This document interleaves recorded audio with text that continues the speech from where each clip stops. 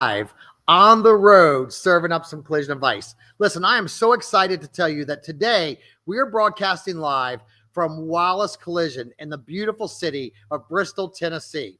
I'm here today with John Baker. He, his father, and his brother are the owners of some dealerships here in Bristol, Tennessee and the surrounding area, and they have a collision center called Wallace Collision Center. So, John, thanks for having us. Thanks for coming today, Mike.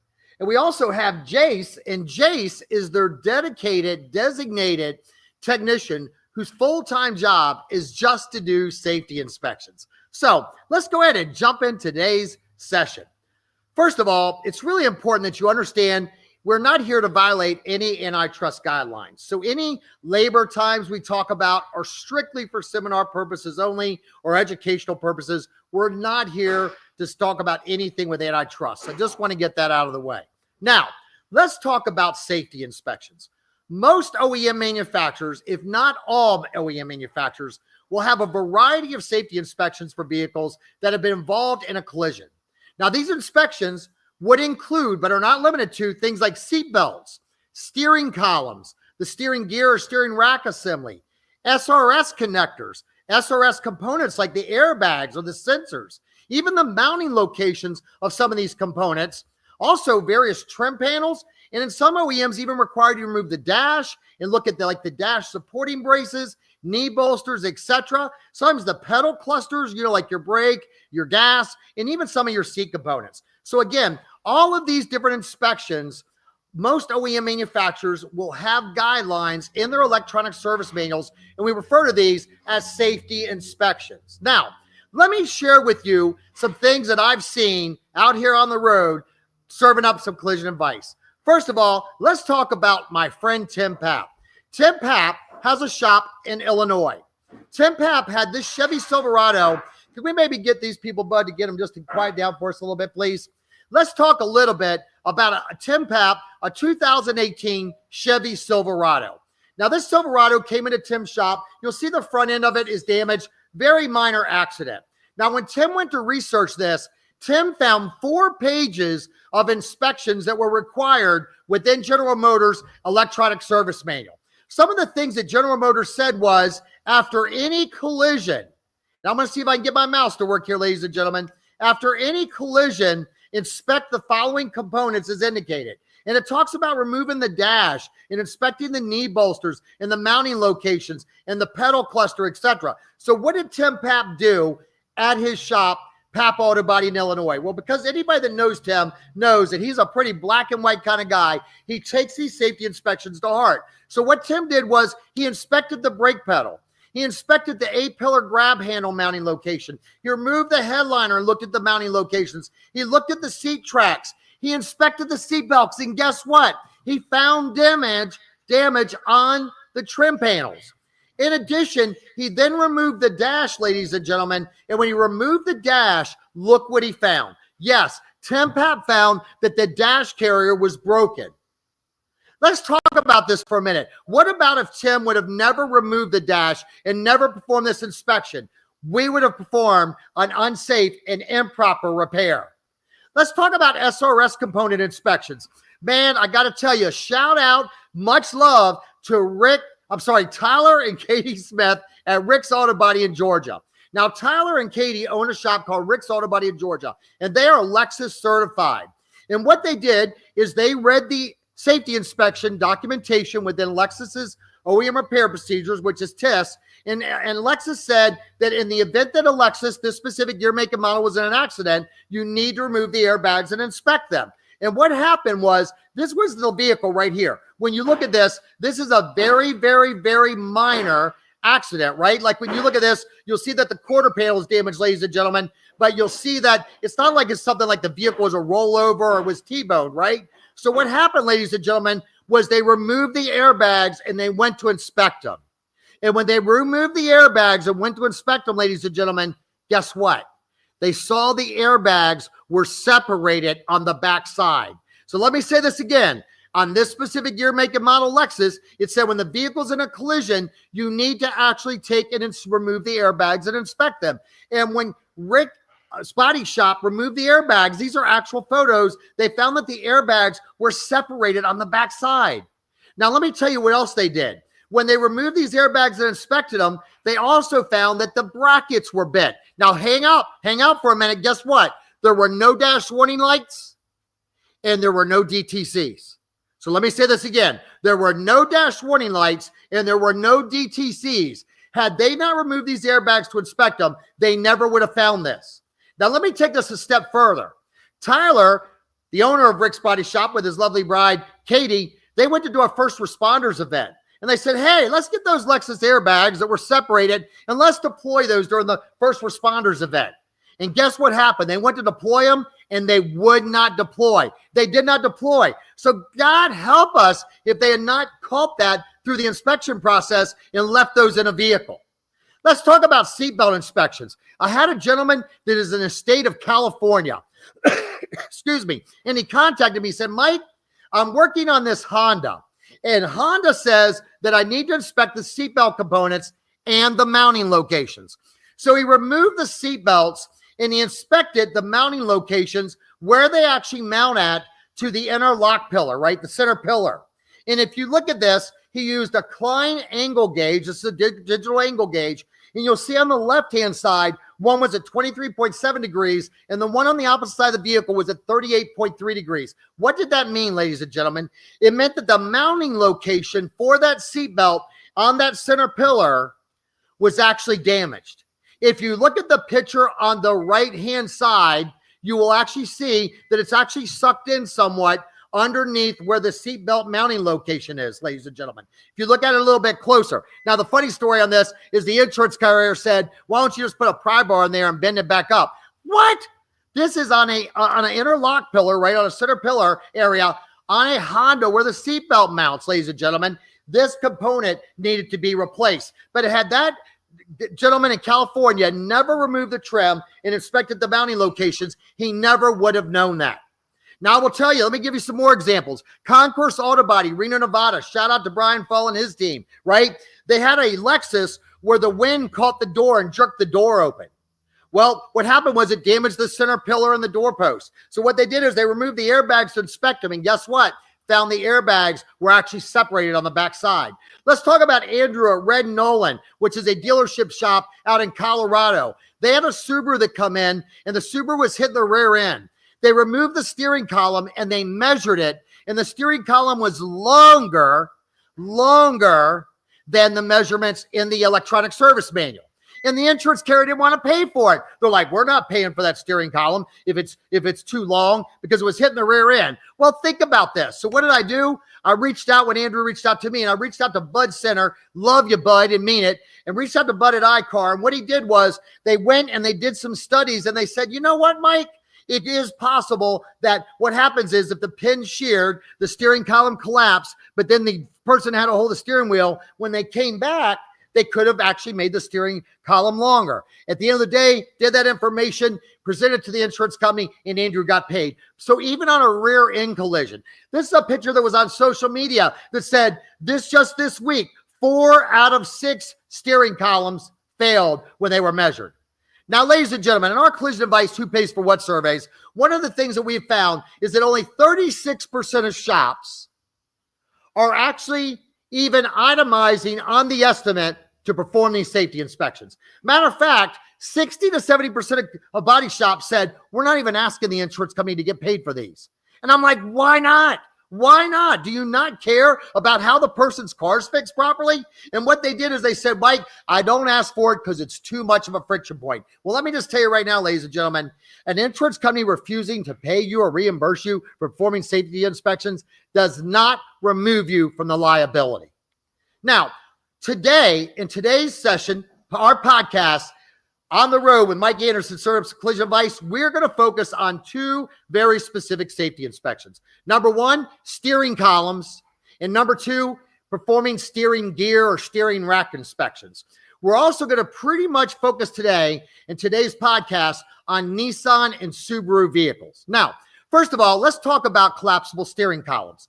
Collapsible steering columns have been mandatory. That means the government said, you must do this, OEMs, in the United States since the late 1960s, right? And the reason collapsible steering columns were mandated was that in the event that the driver was to impact the steering wheel in a collision, the steering column is designed to shorten to prevent the consumer or the vehicle owner or the driver from getting damage in like their chest area. Now, in regards to Subaru, Nissan, and Infiniti, they pretty much use two different manufacturers to manufacture their steering columns. The most prominent is a company called NSK. Say it out loud with me, NSK.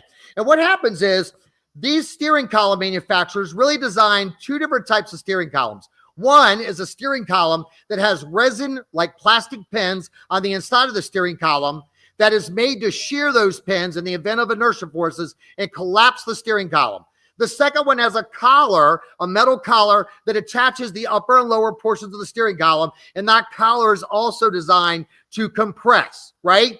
Now, there are some vehicle manufacturers that use a pyrotechnic device to release a mechanism that allows the steering column to also shorten in length and absorb energy from the impact. Matter of fact, if you go to iCar, they have a great resource called What's in a Steering Column, Energy Absorbing Column. Now, I will tell you now that there are several OEM vehicle manufacturers that require, not recommend, require that you perform a post-collision steering column or steering gear inspection, right? Now, some of these, like Volvo, they make a sight glass that allows you to look for a mark to see if that mark is existent or not to tell you if it's collapsed. Other OEM manufacturers like GM or Stellantis say you only need to do it in certain instances. And again, today we're here to talk mostly about Nissan, Infiniti, and Subaru. Now, again, let's talk a little about NSK. NSK is not the only manufacturer of collapsible steering columns, but they're one of the primary manufacturers for your Asian vehicles, right? And bottom line is they developed this with, again, either two different designs, one with two resin pins on the inside of the steering column or a collapsible collar. Now, one of the things I hear from a lot of shops is, well, Mike, do you only need to do this if it's a front-end collision? Do you only need to do this if the airbag deploys? So what I did is I started doing a ton of research on this. I bet you I have 200 different websites, videos, and links. I'm not embellishing, all about steering columns. So first of all, do you need to inspect the steering column on a front-end collision? Absolutely. Why? Because the steering column is directly in the path of where the impact's at in the frontal offset or frontal crash. And even at moderate speeds, the energy from the impact, meaning the frontal or front offset collision, can actually push the steering column towards the driver, and it could cause internal damage to the collapsible mechanism. Rear-end collisions, absolutely, especially at higher speeds. Why? Because the force of the rear-end impact can push the driver forward, causing their body to hit the steering wheel, and you want that to collapse. And I've even seen instances where it actually caused the steering column, some of the components of the steering column to crack, and even in some instances bend the column. Let's talk about side impacts. Yes, you need to measure a steering column and a side impact. Why is that? Because the side impact can shift the steering shaft, the steering gear assembly, or any of the linkage, and affect the steering responsiveness, which is really critical today when we're looking at a lot of electronic steering systems, right? And I've even seen, again, examples where the vehicle got hit on the side. If the impact was severe enough, the twisting of the vehicle and the inertia forces could, again, damage the column. And obviously, we know if a vehicle's in a rollover, you better do it, right? Obviously, you need to inspect the steering column anytime the airbag deploys or anytime that you have damage to the suspension or steering components. And again, this PowerPoint will make it available to you if you want it. Now, I'm not going to go into the electronic service manual in the essence of time and show you step-by-step how to pull the procedures. But you'll see right here is a screenshot on a Nissan Ariya that absolutely says that the steering column needs to be inspected, right? If I look at Subaru, this is a screenshot from Subaru's STIS that absolutely says that this steering gear assembly needs to be inspected, as well as the steering column. So again, some vehicle manufacturers, just steering column has to be inspected. Some vehicle manufacturers, steering column and the steering gear assembly. Now, with that said, we're going to go live and we're going to talk a little bit to John Baker and his designated safety inspection technician, Jace. So John. Yes. First of all, thanks for hosting us today. Yeah, thank you for being here. Yep. My first question for you, John, is what made you really, what put safety inspections on the map with you? And really what made you guys to say, look, we're going to have a full-time guy that's doing this. And what made you decide to take these safety inspections seriously? Well, the first time that I met you, you actually were doing a training for Nissan in Atlanta, and you brought up the steering columns needed to be removed and inspected in a collision. And shortly after that training, we had a Subaru audit, and the auditor approached me about the post-collision inspection procedures. So at that point in time, it made me realize that at that time, we weren't repairing cars correctly because we weren't performing the procedure. So you heard about it in a seminar I did, and then Wadsworth, which does the third-party inspections for Subaru, came in and wanted to audit you to see if you were doing it. Is that correct? Correct. And that kind of put it on your radar. Right. Okay, so what did you do after that? Once you learned about it, what did you do? If you've got people that are watching the podcast today and after the fact, and they say, look, I want to do this, what made you buy into this? I think it's part of our culture, and also we want to repair cars correctly. It'd be no different than sectioning in a quarter panel incorrectly, yes, in my view. And safety is our utmost concern. And we want to make sure when we return a vehicle to our customers, the car will operate as if it wasn't an accident before. So what we did is we came back and we started pulling the repair procedures, identifying the different tools and equipment that we need to perform the inspection procedures. And we just dove right in. Okay, so now you guys are obviously a Subaru dealer as well, right? Right. So honestly, the biggest thing I hear, and I guess listeners, hopefully you'll share this with me as well. The biggest thing that we hear is that an insurance company will call a dealership and the dealership will say, oh, you don't need to do that if there's no DTC or no airbag lights, which is absolutely false. So what did you find as from, owning a family dealership business, right? Multiple dealerships. Right. When you went to talk to your service department about it, what was it you found out? How knowledgeable were they about these safety inspections? They didn't know they even existed. So you had to educate them. Yes. Okay. Yes. So then you went and you purchased the proper tools. Is that correct? Correct. And we'll talk about that in a moment. But let's talk about third-party payers. I mean, let's just talk about the elephant in the room. I think everybody that is on this call right now, or anybody that's watching this podcast now or after the fact, is probably saying, Mike, the insurance companies won't pay for it. First of all, let me just tell you right now, an insurance company refusing to reimburse you or pay for it does not remove you from the liability. So get that out of the way. Say the drama for your mama, right? So at the end of the day, John, let's talk about the third-party payers. Are you seeing success? Are you getting paid for these? Sometimes you are, sometimes you aren't. And the ones you are, what are some things you've done to educate them to get reimbursed? So one of the first things that we did, we actually set up a meeting with local insurance adjusters or managers of the area and invited them in to come in and actually watch us perform a safety inspection on a vehicle to help educate them as to what we were doing and also why. And of course, we had some insurance carriers that still wanted to refuse to pay for them, and then some were more likely to understand why we were performing them and also pay.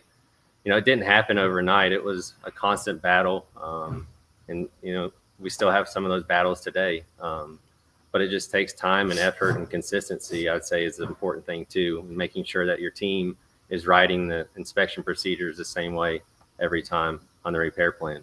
Awesome. Now introduce this young man right here next to you with me. This is Jace Ketron. Hey, Jace. Nice to meet you. Yep. And Jace, his full-time job is doing safety inspections, Correct. Right? Yes. Okay, so Jace, we got a lot of things laid out on a table right here. Show me some of the things that you have on the table here that you actually utilize for performing some of these safety inspections. Well, before I start any types of safety inspections, what I like to do, I have created a little pre-inspection checklist. This will identify any type of damage that is within inside of the vehicle before actually performing these safety inspections, because the customer will likely know exactly what types of scratches they got, what types of lights are out inside the vehicle, more than they know about their exteriors. So this list will help identify exactly what type of components are damaged inside the vehicle that is not related to the inspections. It's more just, is the radio scratched, is the cluster scratch, so on and so forth. That's exactly what this checklist is going to be. Now, I also do have an inspection checklist. This inspection checklist will have majority of your items that you will be inspecting on every single vehicle, from your Nissans to your Lexus to your Subarus, so on and so forth. And what I decided to create with the sheet is to help me understand, like if I were to disassemble a vehicle and I was mid-inspection, then ended up leaving for the weekend, then having to come back, this sheet will help identify exactly where I left off. So I'm not going to miss a single component on these So if you vehicles. got interrupted and you came back, you would know where you're at. Can Absolutely. you read off some of the stuff on here? Driver's airbag, clock spring, knee airbag. So you got the steering column, steering gear, U-joint, impact sensors, control module. Great.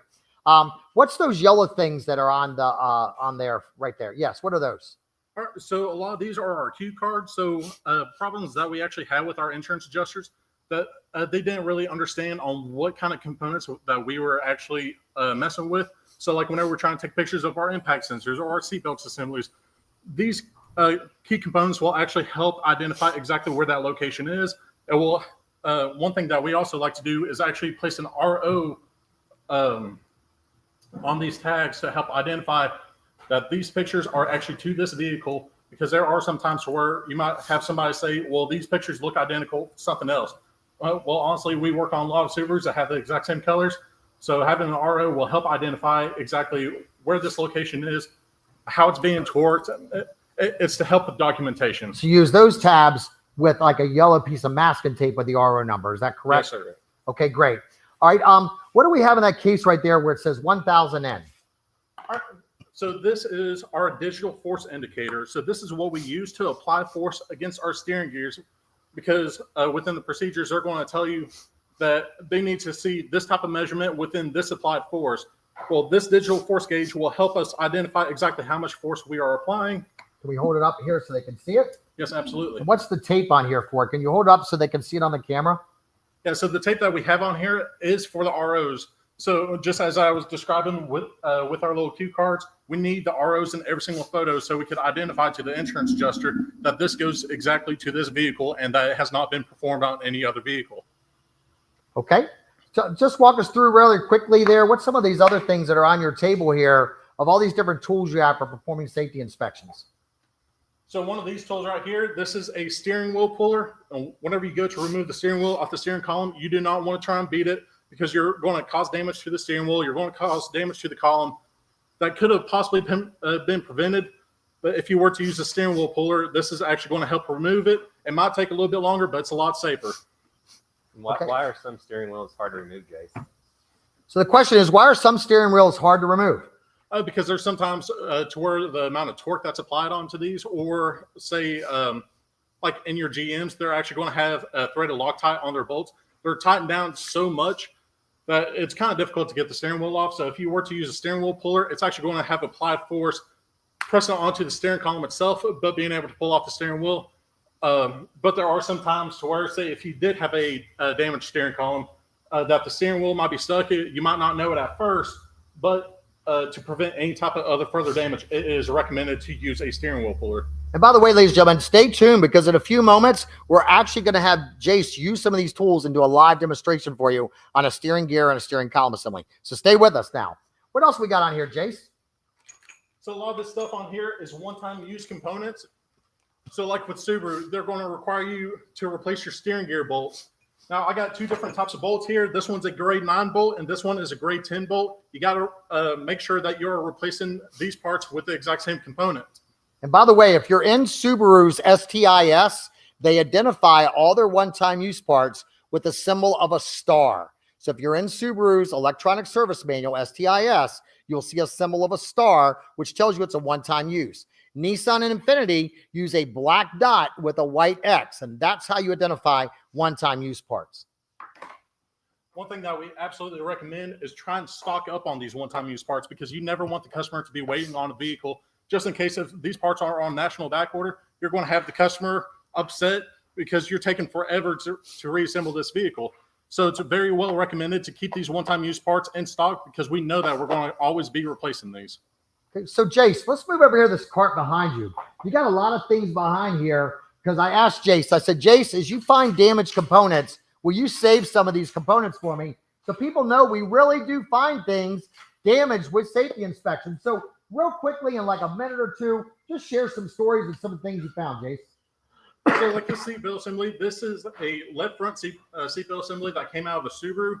So there are some times to where you might have a component to where they actually have holes punctured through them, or sometimes you might have a seatbelt assembly that might end up being stretched in a collision. It doesn't matter if it's a forward collision, rear end collision, or a side collision. These seatbelts are meant to stretch, and whenever they get stretched, they are meant to be replaced. So let's see. So I got a seatbelt component right here that was replaced because there was a hole that was punctured right through the center of the seatbelt assembly. Now, that could have been prior damage or it could have been caused in the collision, but it still doesn't matter. This is damage, and this will hurt somebody in the future if you were to release them. Some other components I have on here is stuff like... Let's look at the seat frame. So this seat frame came out of a Toyota Highlander that was in a rear end collision. So whenever I was moving around the seat belt, or whenever I was moving back the seat back frame, during my pre-inspection checklist, I heard an awful noise. It's kind of like a grinding noise. I couldn't really identify what it was. So whenever I took the seat on out, I inspected through all the welds, I inspected all the brackets. I could not find any kind of damage until I installed the seat and I twisted the frame, and now that noise was no longer there. So that meant that this seat frame had actually twisted in the collision while it was a rear end collision. So it's a left front driver's seat, but it was a rear end collision. So you will find other kinds of damage up more front of the vehicle than you do behind the vehicle. All right, what do we got on the bottom shelf there, Jace? So some of the stuff that we have down here is Subaru steering gears. So these steering gears had actually failed their safety inspections. This one specifically had failed because... Can you pick it up? Yeah. The input shaft on the steering gear was actually fitted too loose. If I remember correctly, all that it was a quarter panel replacement in this vehicle.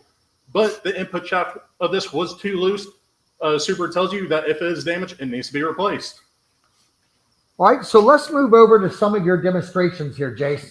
And let's talk a little bit about this right here is a steering gear assembly, correct? Yes, and walk us through what type of inspection process you're going to do on this. Can you do that? Yeah. So on this steering gear assembly itself, what Subaru is going to require me to do is measure my sliding resistance from left to right and make sure that is within a 20% difference between each other. You're going to want to measure the end play by applying directional force with your digital force gauge of your lateral direction, or of your lateral and your directional measurements. Then other components that they want you to measure is stuff like your input shaft. They want to measure what that end play is, and they also want to make sure what the rotational resistance is going to end up being. Okay, so what do you got right here? So currently what I have set up is I have a little magnetic stand that is holding my dial indicator. So my dial indicator is what I'm going to be using to measure what the end shaft play is going to be and what the input shaft play is going to end up being. So this mounting plate that I currently have on here we actually decided to go and make it. So what we used was the steering gear bolt from a Subaru and took a welding coupon, welded the bolt onto the coupon, and now we actually have a bolt that's mounted onto the steering gear itself. Because if you were to mount your bracket onto the device itself and your steering gear moves, well, now your measurement is inaccurate. So if this steering gear were to ever move, I want to make sure that my dial indicator is actually sitting on top of your steering gear. Because a lot of times whenever you go to set this up, it is going to take a little while, and you don't want that measurement to end up messing up. So one thing that I'm going to go ahead and demonstrate is going to be my my slide resistance. So I will take my digital force gauge. The reason why we use 1,000 Newton meter is because Subaru had actually changed up their procedures in 2024. So we went ahead and made sure that we got a tool that has actually meet those requirements. So everybody listen very carefully. You said Subaru made a change. Can you tell them what the change was that Subaru made? They went from 500. So they went from 360 newtons worth of sliding resistance all the way up to 686. So you had to buy a new piece of equipment. Correct. So we used to have one that went up to 500 newtons, but now since it has changed up to 686, we had to update our equipment because Subaru updated their procedures. So with this tool, what I'm going to do is I'm going to take this little flat-ended bit. I'm also going to use a bolt that I decided to cut off because the insides of these racks are actually hollowed out. So if I tried to place this bit inside of here, it's just going to push on through. So I decided to go ahead and take a bolt to where the washer head will fit the exact same diameter. Can we go and show Tracy? Can we scoot to the very end of this just to show? Can you hold the bolt up there so they can see what you mean, a visual by how the bolt covers up over that hole? Yep. So now I currently got it on my tool. I'm going to go ahead and make sure that it turns on, make sure that everything works exactly as it needs to. So it's set to 0. I want to check whatever my peak resistance is. I don't want to try and apply pressure, see it move, then try and snap a picture. I want to see whatever its maximum applied pressure was. So I'm going to end up taking this bolt. I'm going to place it at the end of this rack. So now you can see that the washer actually fits on the end of the shaft. Now I'm going to take my digital tool, I'm going to set it on there, and whenever I apply pressure, I'm not going to ram my arm into it because I'm going to get an inaccurate measurement. What I want to do is slowly apply pressure until this sliding resistance starts to move. So like I said, this is only 360 newton meters, so if it exceeds that number, that means that it is damaged. So I'm slowly applying this. I am not trying to place a lot of pressure on. So we have currently exceeded that number. You can see how the end shaft. Where the shaft moved. Yeah. So whenever it moves, that is what your number is going to be. If it just barely budges, don't use that number. It needs to fully move because you aren't just bumping the steering wheel whenever you're turning. You're doing full rotations. So you want to make sure that sliding resistance is going all the way on through. Now, if you're able to see this number. We close in on that, Trace? So this currently says 414.3 newtons. That means that this had actually exceeded its requirements. So it said no more than 360 newtons. But now this is already reading 414 newtons. So things that you can do to make it better is adjust the steering gear. But a lot of times we found that whenever you go to adjust the steering gear, it will actually fail other components. So we highly recommend if you get to this stage and it's already failing sliding resistance from both sides, we recommend just going ahead and replacing the steering gear itself. Okay, let's talk a little bit about a steering column. So let's go ahead and grab this steering column right here. And let's talk about some things, some of the tools that you will utilize in order to measure a steering column. In the essence of time, we're not actually going to measure it, but just show them some of the tools that you'll utilize. So one of the tools that we like to use is our tram gauge. So on Subaru's procedures, they actually tell you that from this endpoint to this endpoint, they want 802 millimeters plus or minus 1.5 millimeters. That plus or minus is really important because, as Mike was demonstrating earlier, you might have a customer in a forward collision to where they might push you a little bit too far forward, or you might have one that's fully extended on back. But whenever you read these procedures on Subaru, they tell you to actually measure this whenever it's completely minimized. Sometimes they'll tell you whenever it's maximized, or sometimes whenever they will tell you whenever it's minimized. And then that's whenever they will give you that plus or minus tolerance to go along with that measurement. Now, some of the things that I have experienced in some of the shops I've been working in regards to performing these inspections is not just the measuring of the steering column, right? There's also things you want to inspect up here, Jace. Let's share a little bit about that with them so the camera can see. Yeah, so a lot of times what I like to do is I will actually inspect these welds, make sure that they are actually properly done, make sure that there's no porosity in the welds, and make sure that the robots actually did exactly what they need to. But there are some times to where in a collision, say if you were to slide the steering column on forward, you will actually be able to see marks. So right here, you can see exactly where the nut is placed on the flange, but there are some times in that collision to where you could actually see that slide on forward. And if that were to slide on forward, that will be a key indicator that this steering column has collapsed without even removing it from the vehicle just yet. All right, now, a lot of times, and again, ladies and gentlemen, in this podcast, we cannot do it justice in regards to every single thing that has to be done in regards to safety inspections. But I think we need to understand, come on over here, Jace. I think everybody needs to understand that it's not just the measuring or the inspection of the steering column or the steering gear. It's what do you got to do to get these components out to perform the inspection. So Tracy, can we film the inside of this vehicle for a minute? So this right here, ladies and gentlemen, excuse me, is a Subaru Outback. So I want you to look at everything Jace had to remove from this vehicle. So Jace, stay with me here for a minute. First of all, why do we have some components out of the rear of the vehicle? Well, in the rear of the vehicle, according to Subaru's procedures in this type of collision, they wanted you to go ahead and remove the headliner because they want you to inspect your curtain airbags and its mounting locations. Sometimes it's going to end up requiring you to measure your rear seatbelt assemblies. So you had to remove the headliner and remove the rear trim panels in order to inspect the seatbelts as well as the seatbelt mounting locations. Is that accurate? Correct. All right, now let's fast forward and let's go up to the front of the vehicle if we could, please, Tracy. In the front of the vehicle, I noticed you've got the dash out of the vehicle. All the seats are out of the vehicle. Why the headliner? Why are all these things out of the vehicle, Jace? Well, the reason why the dash is out is because the passenger airbag is actually mounted into the dash itself. So if you want to inspect the passenger airbag properly, you have to remove the dash out of the vehicle. Now, say the reason why the seats were removed is because you need to make sure that your side airbags are mounted properly.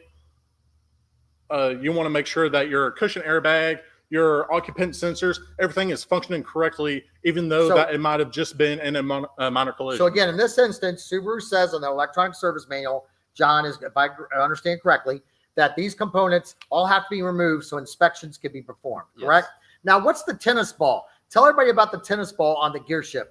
Jace, why did you put the tennis ball on there? So the reason why I decided to go and get the tennis ball was because a lot of times whenever you're removing that display system, the display system gets really close to that gear shifter. And that gear shifter, once it's removed, it actually has a lot of jagged pieces of metal. So typically I like to use that tennis ball to try and help prevent it from getting stretched. But also what I like to do is I like to tape up my display systems. So that is also another preventive way from the display from getting scratched. So again, it's not just about measuring the steering column. It's not just about inspecting the backside of the airbag connector. It's about all these components that have to be removed in order to inspect those, right? Mm-hmm. And I really just want to give a shout out to Jace, John, on how well he labeled all of his wires and protected the interior. Now, let's look at this part right here. You'll see all these things that Jace had to remove. Excuse me. The steering wheel, the speaker. You'll see the airbags that he's removed so he can inspect the backside of the airbags. And then you'll see that Jace has taken extra care to actually protect all these components, like in shrink wrap or bubble wrap, so they don't get damaged. Another thing I really like that Jace did here is that, you know, it's Tracy, let's see if we can get a shot of the underside of the vehicle where the wheels are at. So you had to remove the exhaust and some other components underneath the vehicle. Why did you have to remove those? I had to remove them to get access to the steering gear assembly that Subaru's require me to inspect in this collision. So you had to remove like some heat shields, you had to remove the wheels, you had to remove the exhaust. Also saw some brackets that went up to the cross member. You had to remove all those just to get the steering gear assembly out in order to perform this test that you have up on the bench, correct? Yes, sir. And then if we look right here, I like again what Jace did, Tracy, on this wheel or this tire is he actually put RH on there. So when he removed the left and right front wheel tire assemblies, you labeled those so we ensure we put them back on there. So again, some people might say, Mike, that's common sense, but we know that common sense is not so common, right? Absolutely. So Jace, again, you've shared a lot of really cool things with us, and we're going to come back here in a few moments for any questions from the listeners today. Anything else that's on this bench, piece of equipment that you would like to share with anybody in this podcast today? So one key component that Subaru actually requires you to use. So this wrench is actually Subaru certified to measure their steering gears. They have actually updated their wrenches, but this wrench, we actually use this end of the spindle to measure what our turning resistance is. So this is actually a required tool to measure your steering gears and your Subarus. All right. And then let's talk about your torque wrench. Now, I got to tell you, I was on was watching a YouTube video where somebody actually did a safety inspection on a vehicle, and they were sharing their insights. God bless them for wanting to share it with the world. But they were talking about using a Harbor Freight torque wrench. Please, if you're going to use a torque wrench, use a torque wrench that's credible. I'll be honest with you, I've got some things I bought from Harbor Freight, but I'm not going to use them in regards to like saving proper repairs. It's also important to understand that your torque wrenches need to be calibrated. I believe Subaru says every 6 months. Is that right, John? I think it's every year. Every year. Okay. Some OEMs have specific requirements, and you guys, again, your torque wrenches, I believe, are snap-on, correct? Correct. I got a 1/4 inch and a 3/8 snap-on, and these do the job perfectly. Okay. All right. So what we're going to do is we're going to shift gears for just a minute, and I'm going to invite another friend of mine on here with us, John and Jason. That is Bud Center from iCar. And let's see if we can go back and share my PowerPoint again. So Bud Center, thanks for joining us today. You came all the way in for 10 minutes on a podcast. So thank you so much. Anything for you, Mike. Well, I appreciate you, brother. So first of all, iCar has a lot of resources available. Let's back up a minute, right? So in the middle of COVID, I went to Bud and I said, Bud, these insurance carriers, God bless them, but they don't want to pay for these safety inspections. And Bud said, Mike, I'm not hearing anything about it. I said, Bud, I'm telling you it's a problem. So Bud said, you know what, Mike, we're going to put together a virtual summit so anybody shop that's having a problem or insurance companies can get on this summit virtually and talk about it. The night before the summit, virtually, Bud calls me and said, Mike, I thought you said this was a problem. I said, Bud, it is a problem. He said, well, why do we only have 15 people registered for it and 10 of them are insurers? I was like, oh my gosh. So I called a bunch of people I know and said, man, can you get on this webinar? And we got over 100 people on the webinar. And at that time, keep in mind, this was 4 years ago, iCar set up a special website link that said, if you have a third-party payer that does not want to pay you for a safety inspection, let us at iCar know. If you are a shop and you think that the safety inspection is too invasive and you think it's uncalled for, let us know. If you need clarity on it, let us know. And in 4 years, Bud, how many shops submitted inquiries? Until about 2 months ago, I think we had about 40. 40! 40, ladies and gentlemen, listen, either everybody's doing it and not having no issues, or y'all aren't doing them. Because if you were, you should be letting iCar know if you're getting, you need clarity on this or getting friction or whatever. So what I did is I said, you know what, we got to go back to the drawing board on this. So one of the things that iCar has is in November of 2024, just a few short months ago, iCar held a virtual repairs realm, and it was where it was live, and you also recorded, people could watch it. And I believe you had Subaru on there, you had BMW, and you had Volvo. Is that correct? Correct. And can you tell little people about that? And you'll see it in my PowerPoint right now that's being shared with everybody. You'll see in my PowerPoint that this is a, and it looks like what's showing up over there is not what's showing up on my screen. But let's just go back here a little bit. And let's go back 1 second if we could. But if you look right here, it says iCar Repairs Realm. I'm sorry about the issues. The PowerPoint's catching us up with us over there. So let me give it 1 minute. Looks like there's a delay. All right, Bud. So let's talk about this iCar Repairs Realm. My apologies to everybody. Our second podcast, we're still working through these technical issues. So the Repairs Realm is something that we do the last Wednesday of every month, noon central.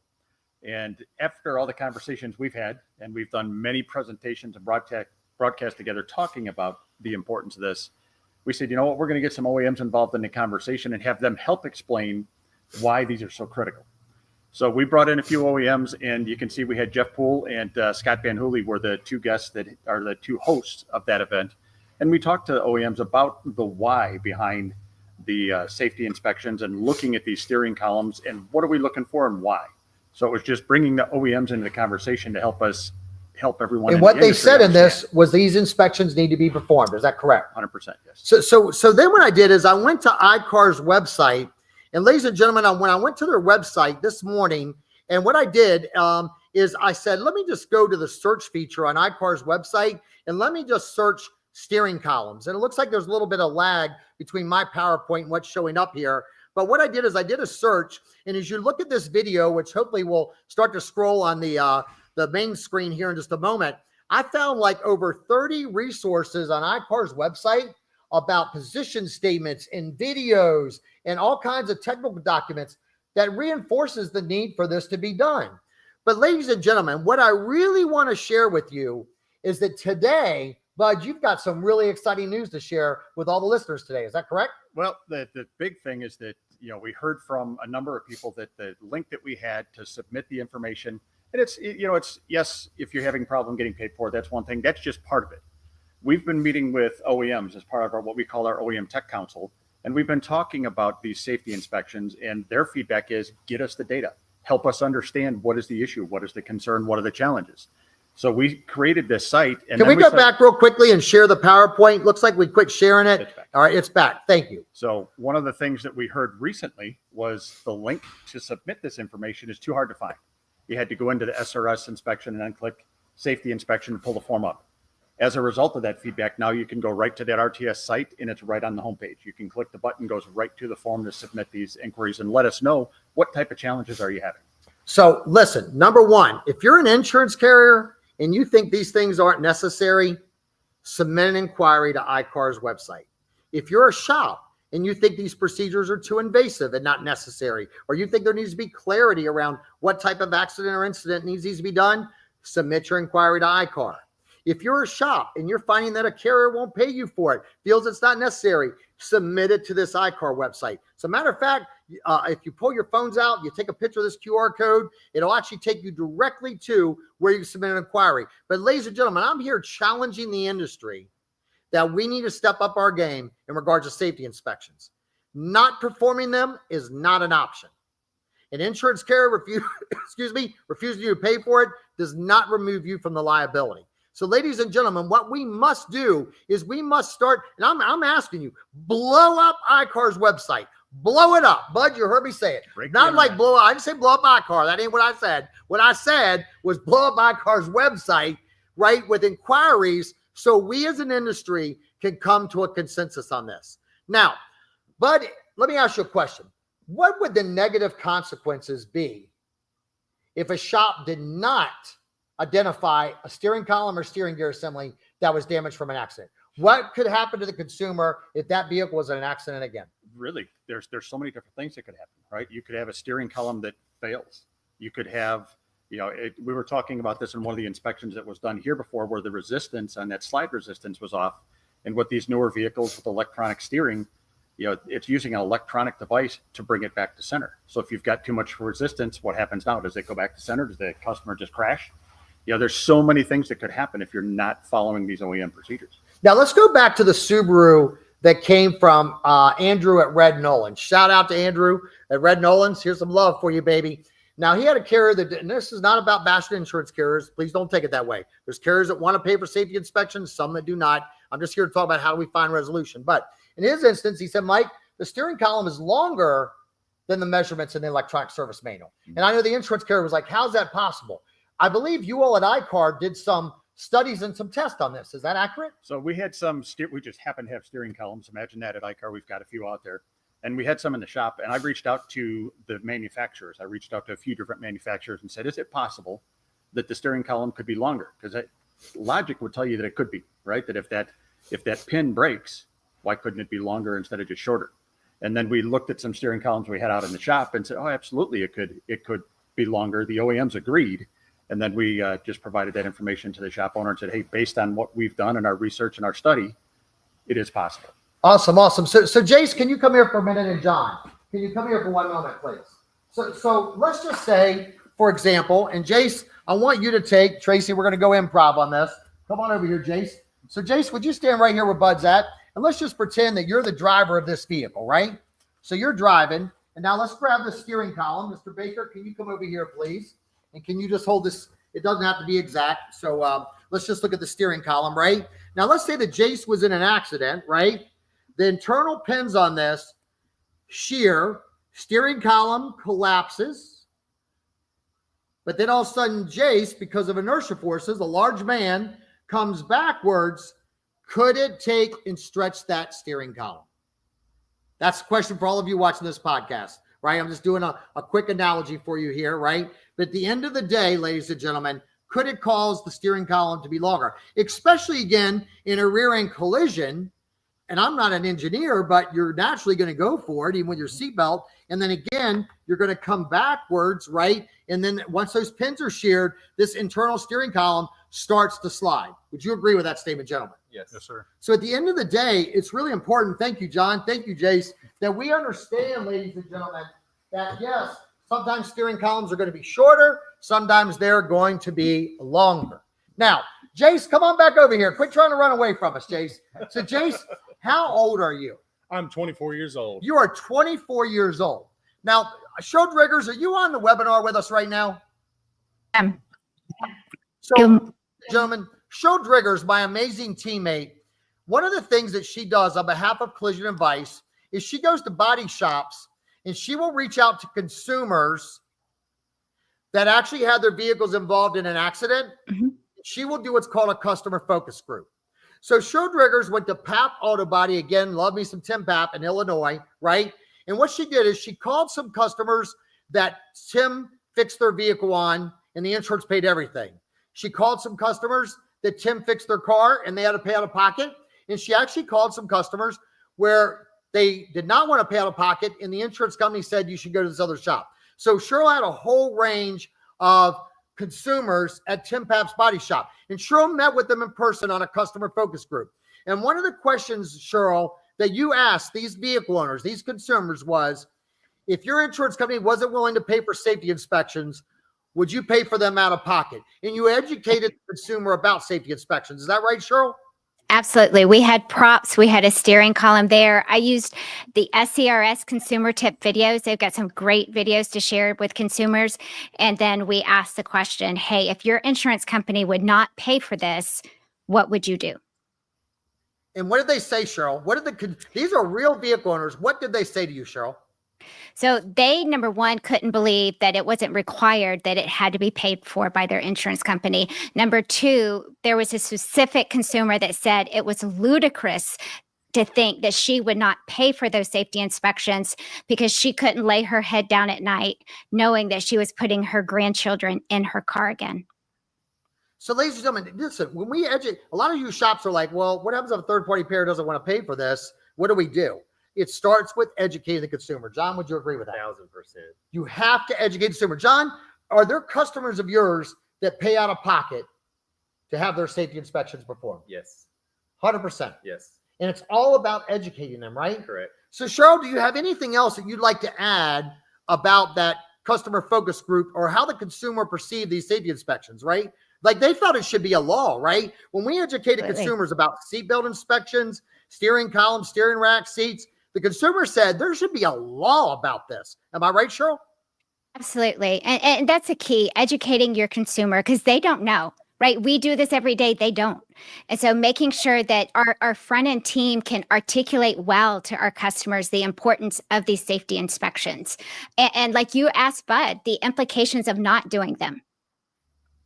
100%. Now, Sheryl, I know recently that we brought over 200 body shops to tour John Baker's shop. So just, so you know, we at Collision Advice, we have a lot of private clients. And what we did is we brought them here to spend about a half a day with Jace and John, understanding how they implemented this designated, dedicated safety inspection process. And a lot of people, Sheryl, said, how do we find a Jace? Because how old are you again? I'm 24 years old. Damn, they feed them and make them big down here, John. At the end of the day, 24 years old. This boy is big, let me tell you. But Sheryl, one of the things you did was you did like a disc assessment on Jace to find out like what makes up Jace's personality. Is that accurate?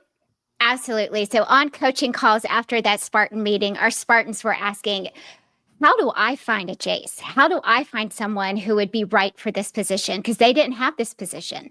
And so Jace and John were so generous with their time. They took both the DISC assessment and the Working Genius assessment. So DISC is a communication tool, right? It's helping us understand how we communicate and our behavioral style, how we respond under stress.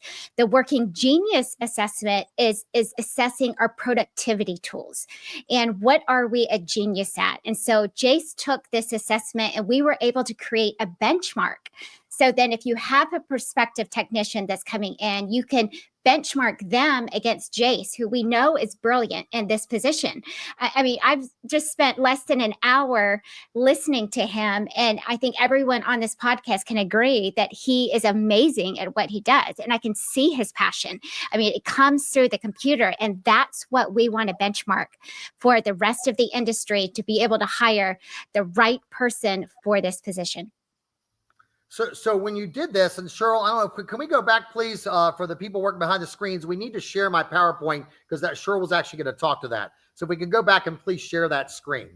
So it looks like we're a little bit of a lag, excuse me, a lag on the screen. I'm looking over here. I apologize to everybody. We are really trying hard to figure out this technical stuff. We're great at fixing cars, but not so good at the audio visual stuff. And Sheryl, again, let me give it one more minute, see if it catches up here. But it said profile of an ideal safety inspection technician, Sheryl, highly detailed, systematic. Yes. Can you talk to these points a little bit and how you were able to uncover these results and how other shops could utilize this type of assessment to figure out if they have somebody like Jace within their organization that would be really good at these safety inspections?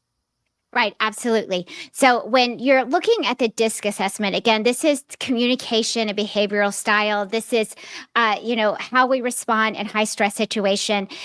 Jace is what is considered a precisionist. He is high in the C, which is the compliant, the conscientious, is very detail oriented, and he has a high in the S, which is very reliable and steady, and thrives in reliable situations, where he is focused on processes. And so really what you see here is we have a high C and S, and then in the working genius, where does he thrive in his productivity? It's tenacity and enablement, right? And so where that is what we're looking for in this position. We're looking for somebody who is very detailed, right? That's what Jace is.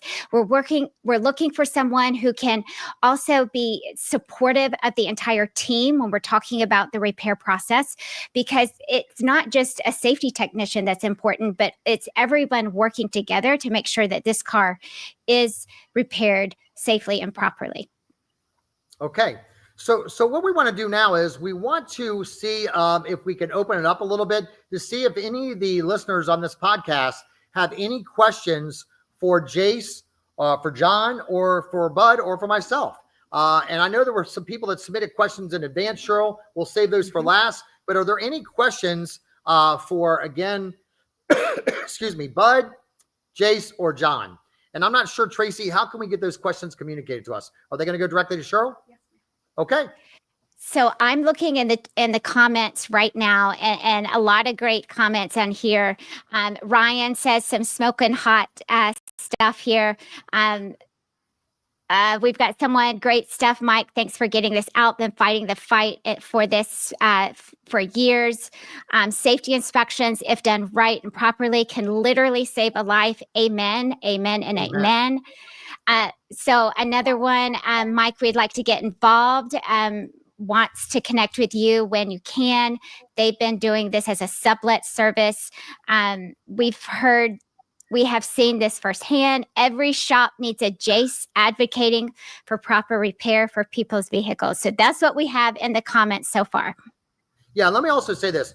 If you are a shop and you find something that's damaged as a result of safety inspection, send it to me and my team. We're trying to build a catalog of us. Send it to Bud. We want to build a catalog on this of all those things in there. Excuse me. So thank you all for doing that.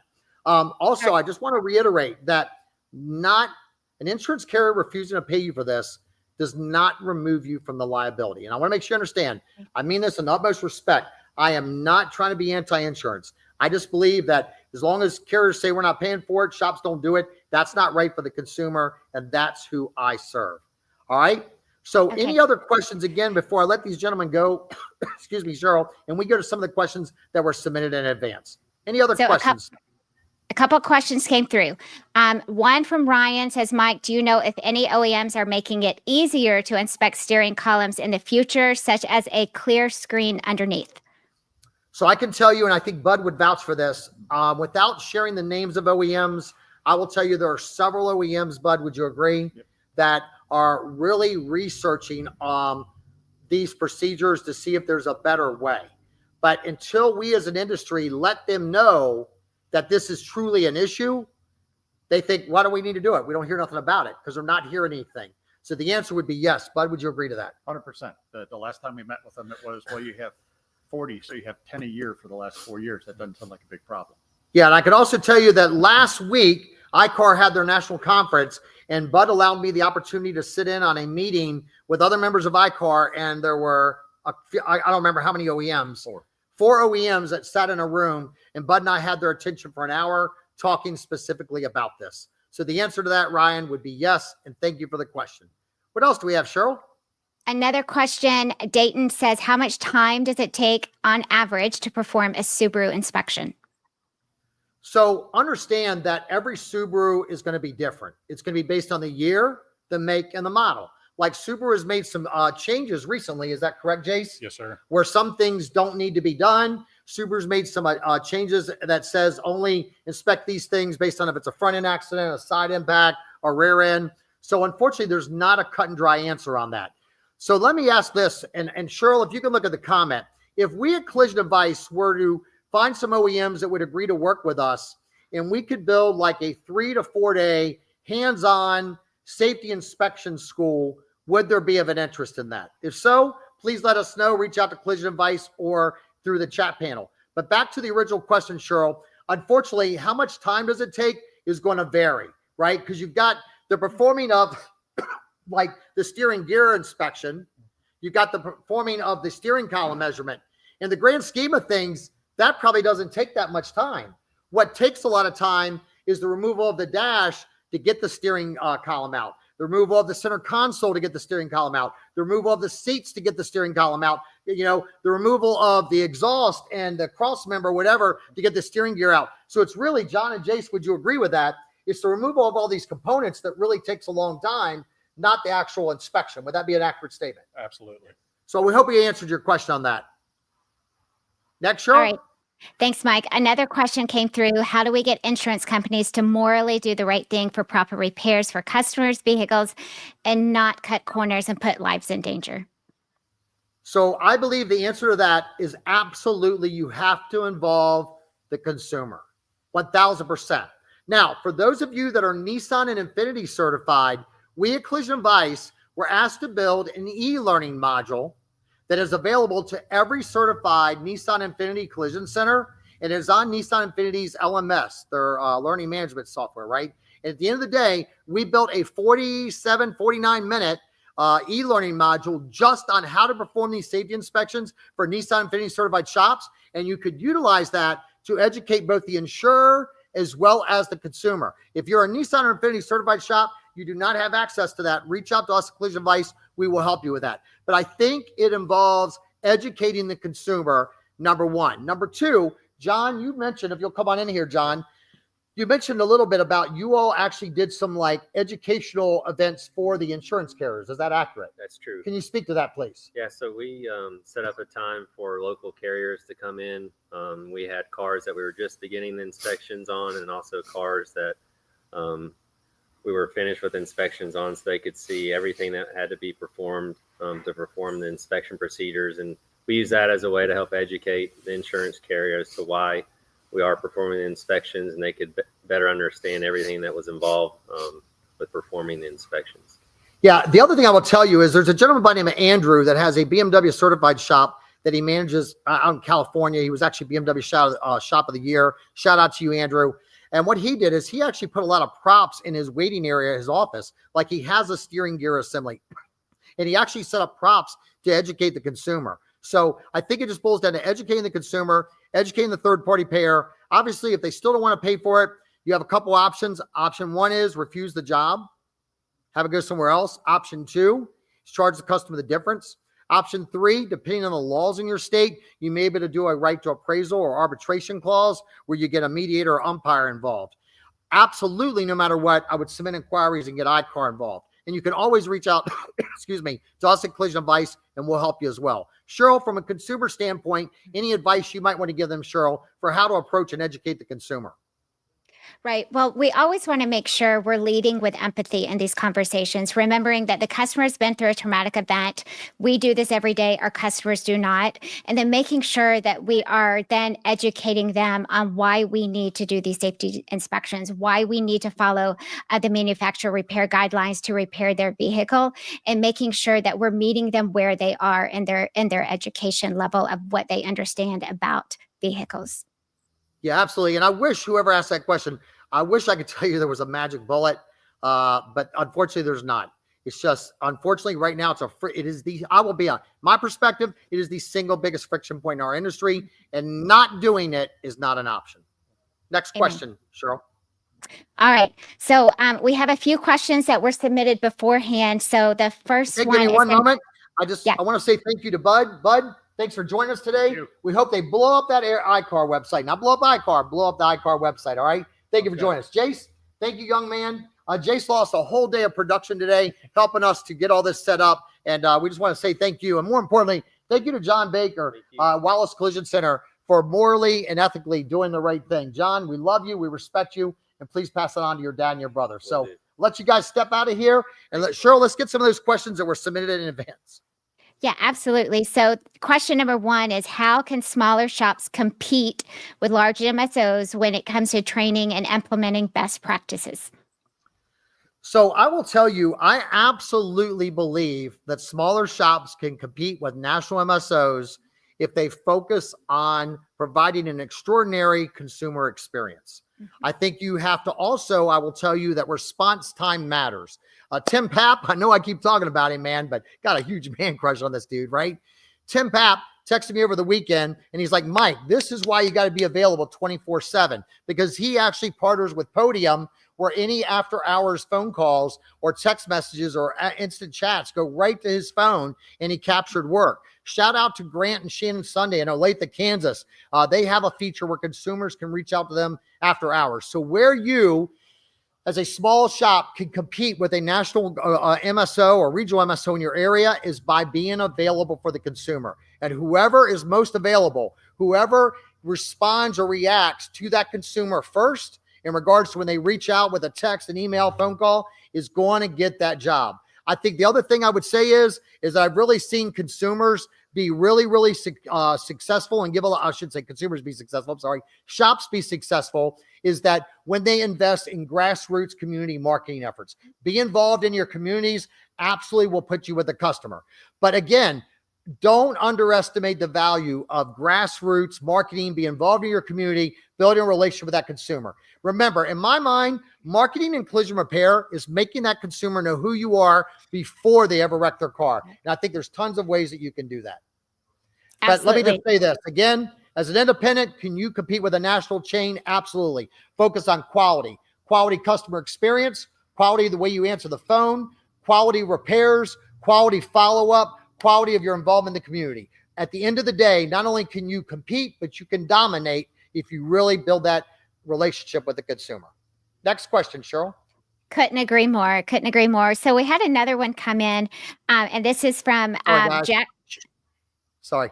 Go ahead. I'm sorry. So another one came in that asked, what is a Spartan?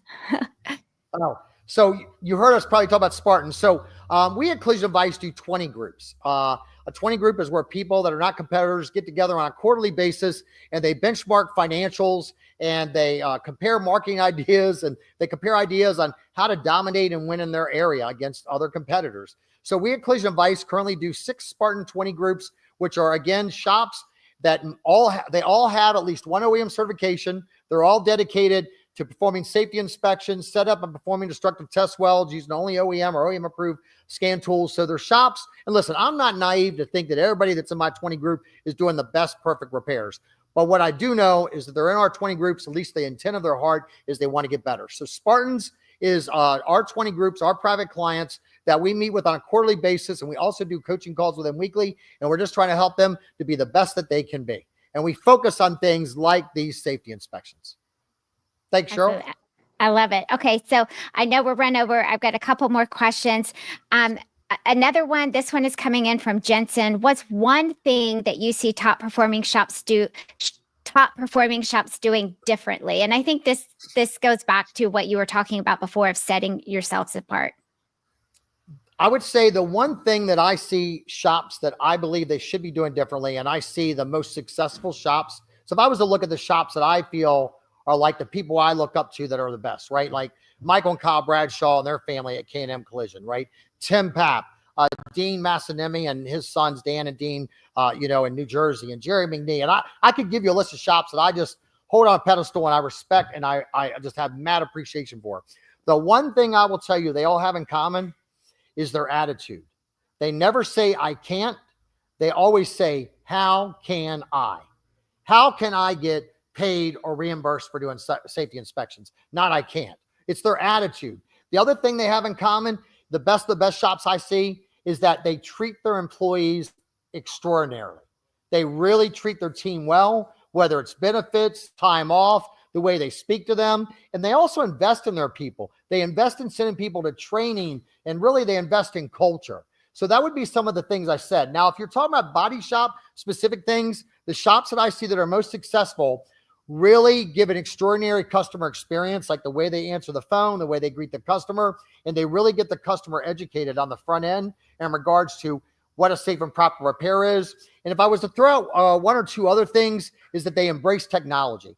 They don't complain about it. They don't complain about how bad it is. They're not conspiracy theorists, but they actually embrace it and they learn to use it to their advantage. So another question, what's one simple change a shop can make to improve safety inspections? I would say, like start out with just seat belts. Start out educating yourself just on seatbelt inspection. Just start with that, right? Like I was writing a repair plan on a Volkswagen the other day, and it actually said I had to do like 5 different test drives with braking conditions. And I actually had to use like a digital angle gauge like this in order, bear with me one second, Tracy. Let me get a seatbelt here, just to kind of use as an example. And I'm not going to do this perfectly, but it's all about taking a seatbelt and then using a digital gauge so that when you did the retractor, you're doing that test at a very specific angle. And then it also wanted you to do that test at certain speeds and braking conditions. So I would say start number 1 with just seatbelts. Start with that first. The second thing I would do is I would then move to SRS components, SRS sensors, SRS airbags, the wirings, the squibs, etc. Also understand very clearly that seatbelt, you cannot rely on DTCs or dash warning lights. So I would start out by educating myself one component or system at a time, right? Start out with seatbelts, then maybe move to SRS components. From there, maybe I'd move to steering columns. From there, I move to steering gears and things of that nature. All right, a couple more. With the increasing reliance and incorporation of AI, will we see that in cars, and how can we use AI to aid in safety? So I got to tell you, so I play with AI a lot. I think there's a place that it absolutely has in our industry. Like I'll give you an example, right? I took 2 estimates and I copied and pasted the data into, so I use ChatGPT, but also use another AI that's called Perplexity. It gets a lot deeper. And then there's another AI feature tool that I like. It's called Claude, Claude. And what I did is I took 2 estimates, put in there, and it actually figured out all the differences for me in like 7 seconds and gave me a summary of it, right? So I think there's things we can utilize AI for to help us to, just to work smarter, not harder. But your question is specifically, how does AI work with safety inspection? So there's one OEM, I cannot say their name. I will say they're an Asian manufacturer. And what they are doing is they are looking at incorporating AI into their OEM repair procedures. So think about it like Apple iTunes. People that listen to this song also like this song. People that watch this movie also like this movie. So I can tell you, absolutely, there's one Asian manufacturer that I know of, and they're looking at incorporating AI where it would actually give you suggestions. Like people that looked up this procedure also looked at this procedure. So I'm really excited about the future AI. I think AI also is like nuclear weapons, right? If it's in our hands, it's good. If it's in Russia's, it's probably not. The other thing I would say is if you're going to use any AI, also make sure you protect consumer, names or whatever. Like when I took those estimates, I made sure that I got rid of all the customers' names and claim numbers and stuff. But back to AI, I do know for a fact there's one OEM that's working on utilizing AI to make suggestions to you. I also know there's a couple other manufacturers that are looking to, right now, one-time use parts are only identified in the electronic service manuals, not the electronic parts catalogs. And they're looking to use AI to kind of bridge that gap. So it's also in the parts catalogs. So I hope that helps as well. I love it. Mike, one last question, and it is, how do I communicate more effectively with my teammates? So how do you communicate with your teammates? So I will tell you, there is a book that I read that I really loved. It was called The 5 Love Languages. And then what happened was that same author, Dr. Paul White, wrote a book called The 5 Languages of Appreciation in the Workplace. And this is a great question because, believe it or not, Sheryl Driggers, my awesome co-host, we actually at Collision Vice, we actually retain the services of Dr. Paul White, who wrote this book, to come in and work with our team to help people know how to make people feel appreciated. And so what happened is Dr. Paul White actually has approved Sheryl to talk about, how to make people feel appreciated in the workplace and understand everybody has a different appreciation language. And he's agreed to be on one of our future podcasts. So Sheryl, I'm going to shift that question back to you, and I'm going to let you ask that question while I get something teed up on my laptop. If we could also share the screen of my PowerPoint for a moment. Sheryl, go ahead. Answer that question. So I think the easiest way to answer that question to how to communicate more effectively with your teammates or anyone is to really stay curious, Right. Mike mentioned the 5 appreciations of the workplace. When we are really staying curious with our teammates or with the people that we interact with day in and day out, number one, we're making them feel valued and heard because we're making sure that we're listening to understand. We are wanting to make sure that they feel appreciated. And so not necessarily in the way that we feel appreciated, but the more that we can stay curious and get to know them on the level of where we can understand their appreciation language, then we can make sure we're communicating and showing our appreciation to them in that way. Thank you so much for that, Sheryl. So listen, ladies and gentlemen, we went over a little bit today. We're going to wrap this up. I apologize for the technical issues. For some reason, the PowerPoint I'm showing on my screen is not showing on your end. So please write this down. Our next podcast is going to be live on the road with Mike Anderson in Minneapolis, Minnesota on April 7th. Check it out. We have 3 consumers who had bad repair experiences at body shops. We have 3 consumers, one from New Jersey, one from Minnesota, one from Wisconsin, and maybe one from Illinois. So maybe 4 that had a bad experience and had bad experiences where the body shop did not fix their car properly. And what we're going to do is we're going to interview those consumers live on our podcast. Not only that, but guess what else we're going to do in our podcast? We're going to allow you to ask those consumers questions about things like safety inspections, OEM versus aftermarket parts. And we're going to hear directly from 3 to 4 consumers that had a bad experience. And that is on Monday, April 7th at 4 p.m. Eastern. So listen, this is Mike Anderson. I want to give a shout out to Jace, John Baker, and Bud Center for my car, as well as my awesome teammate, Sheryl Driggers, and Tracy Dabrowski, who's behind the scenes. Listen, we're still trying to figure out this IT stuff. So thank you. And I apologize to you for the issues, but please, we want to hear back from you. Are you getting value from this?